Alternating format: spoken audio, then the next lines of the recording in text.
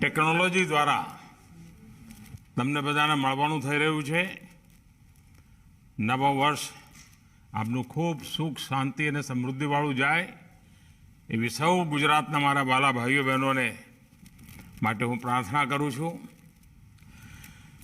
आप सभी को Arcelor Mittal Nippon steel India के हजीरा प्लांट का विस्तार होने पर बहुत बहुत बधाई. इस स्टील प्लांट के माध्यम से सिर्फ इन्वेस्टमेंट ही नहीं हो रहा है, बल्कि भविष्य के लिए नई संभावनाओं के अनेक द्वार भी खुल रहे हैं. 60,000 करोड़ से ज्यादा का निवेश गुजरात और देश के युवाओं के लिए रोजगार के अनेक अवसर बनाएगा. इस एक्सपांशन के बाद हजीरा स्टील प्लांट में क्रूड स्टील के उत्पादन की क्षमता 9 मिलियन टन से बढ़कर 15 मिलियन टन हो जाएगी. ये लक्ष्मी मित्तल जी को, भाई आदित्य को और उनकी पूरी टीम को बहुत बहुत बधाई देता हूं. साथियों, अमृत काल में प्रवेश कर चुका हमारा देश अब 2047 के विकसित भारत के लक्ष्यों की ओर बढ़ने को आतुर है. देश की इस विकास यात्रा में स्टील इंडस्ट्री की भूमिका और सशक्त होने वाली है, क्योंकि जब देश में स्टील सेक्टर मजबूत होता है तो इंफ्रास्ट्रक्चर सेक्टर मजबूत होता है. जब स्टील सेक्टर का विस्तार होता है तो रोड, रेलवे, एयरपोर्ट और बंदरगाह का विस्तार होता है. जब स्टील सेक्टर आगे बढ़ता है तो कंस्ट्रक्शन, ऑटोमोटिव सेक्टर में नए आयाम जुड़ जाते हैं. और जब स्टील सेक्टर की क्षमता बढ़ती है तो डिफेंस, कैपिटल गुड्स और इंजीनियरिंग प्रोडक्ट्स के विकास को भी नई ऊर्जा मिलती है. और इतना ही नहीं, आज तक हम आयरन ओर एक्सपोर्ट कर ही संतोष मानते थे. आर्थिक विकास के लिए हमारी जो भू संपदाएं हैं उसका वैल्यूएशन होना बहुत जरूरी है. और इस प्रकार के स्टील प्लांट के विस्तार के कारण हमारे आयरन ओर का सही इस्तेमाल हमारे देश में होगा. देश के नौजवानों को बहुत रोजगार मिलेंगे और विश्व बाजार में भारत का स्टील एक अपनी जगह भी बनाएगा. और मुझे बताया गया है कि ये सिर्फ प्लांट के विस्तार की ही बात नहीं है, बल्कि इसके साथ भारत में पूरी नई टेक्नोलॉजी भी आ रही है. ये नई टेक्नोलॉजी इलेक्ट्रिक व्हीकल के क्षेत्र में, ऑटोमोबाइल के क्षेत्र में, अन्य मैन्युफैक्चरिंग क्षेत्र में बहुत मदद करने वाली है. मुझे विश्वास है कि Arcelor Mittal Nippon steel India, उनका ये प्रोजेक्ट मेक इन इंडिया के विजन के लिए मील का पत्थर साबित होगा.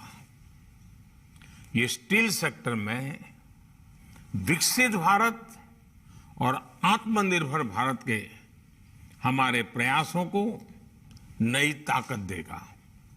साथियों, आज दुनिया हमारी तरफ बहुत उम्मीद से देख रही है. भारत दुनिया का बड़ा मैन्युफैक्चरिंग हब बनने की दिशा में तेजी से आगे बढ़ रहा है और सरकार इस सेक्टर के विकास के लिए आवश्यक पॉलिसी एनवायरनमेंट बनाने में तत्परता से जुटी है। मैं गुजरात सरकार को भी बधाई देता हूं कि भूपेंद्र भाई पटेल के नेतृत्व में जो नई इंडस्ट्रियल पॉलिसी आई है वो भी गुजरात को मैन्युफैक्चरिंग हब बनाने की दिशा में बहुत ही दूरदृष्टि वाली वो पॉलिसी है। पिछले 8 वर्षों में सभी के प्रयासों की वजह से भारतीय स्टील इंडस्ट्री दुनिया की दूसरी सबसे बड़ी स्टील उत्पादक इंडस्ट्री बन गई है। इस इंडस्ट्री में विकास की अपार संभावनाएं हैं। सरकार की पीएलआई स्कीम से इससे विस्तार के नए रास्ते तैयार हुए हैं। आत्मनिर्भर भारत अभियान को मजबूती मिली है। इससे हमने हाई ग्रेड स्टील के उत्पादन बढ़ाने और आयात पर निर्भरता कम करने में दक्षता हासिल की है। इस हाई ग्रेड स्टील का इस्तेमाल क्रिटिकल और स्ट्रेटेजिक एप्लीकेशन में भी बढ़ गया है। आपके सामने आईएनएस विक्रांत का उदाहरण है। पहले हम एयरक्राफ्ट कैरियर में इस्तेमाल होने वाली स्टील के लिए दूसरे देशों पर निर्भर थे। देश की सुरक्षा को मजबूत बनाने के लिए हमें दूसरे देशों की मंजूरी की दरकार होती थी। ये स्थिति ठीक नहीं थी। इसे बदलने के लिए हमें आत्मनिर्भर बनने की जरूरत थी और भारतीय स्टील इंडस्ट्री ने नई ऊर्जा के साथ इस चुनौती को स्वीकार किया। इसके बाद डीआरडीओ के वैज्ञानिकों ने एयरक्राफ्ट कैरियर में इस्तेमाल होने वाले खास स्टील को विकसित किया। भारतीय कंपनियों ने हजारों मीट्रिक टन स्टील को प्रोड्यूस किया और आईएनएस विक्रांत पूरी तरह से स्वदेशी सामर्थ्य और तकनीक से तैयार हो गया। ऐसे ही सामर्थ्य को बढ़ावा देने के लिए देश ने अब क्रूड स्टील की उत्पादन क्षमता को 2 गुना करने का लक्ष्य तय किया है। अभी हम 154 मिलियन टन क्रूड स्टील का उत्पादन करते हैं। हमारा लक्ष्य है कि अगले 9-10 साल में हम बढ़कर के 300 मिलियन टन उत्पादन की क्षमता हासिल कर लें। साथियों, जब हम विकास के विजन के साथ आगे बढ़ रहे हैं तो कुछ चुनौतियों का भी ध्यान रखना होगा। स्टील इंडस्ट्री के लिए कार्बन उत्सर्जन, कार्बन एमिशन ऐसी एक चुनौती है। इसलिए एक तरफ तो हम क्रूड स्टील के उत्पादन की क्षमता का विस्तार कर रहे हैं, तो दूसरी तरफ एनवायरमेंट फ्रेंडली टेक्नोलॉजीज के इस्तेमाल को बढ़ावा भी दे रहे हैं।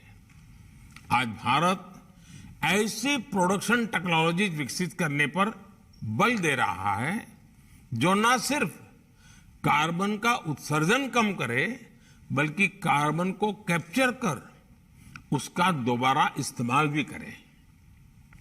देश में सर्कुलर इकोनॉमी को भी बढ़ावा दिया जा रहा है। सरकार और प्राइवेट सेक्टर मिलकर इस दिशा में काम कर रहे हैं। मुझे खुशी है कि एएमएनएस इंडिया ग्रुप का हजीरा प्रोजेक्ट भी ग्रीन टेक्नोलॉजी के इस्तेमाल पर बहुत बल दे रहा है। साथियों, जब किसी लक्ष्य की दिशा में पूरी ताकत से हर कोई प्रयास करने लगता है तो उसे साकार करना मुश्किल नहीं रह जाता।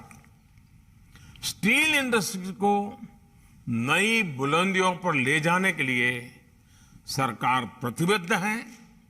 मुझे विश्वास है कि ये प्रोजेक्ट पूरे क्षेत्र और स्टील सेक्टर के विकास को रफ्तार देगा। मैं एक बार फिर एएमएनएस इंडिया की टीम को बहुत बहुत बधाई देता हूं, अनेक अनेक शुभकामनाएं देता हूं। बहुत बहुत धन्यवाद।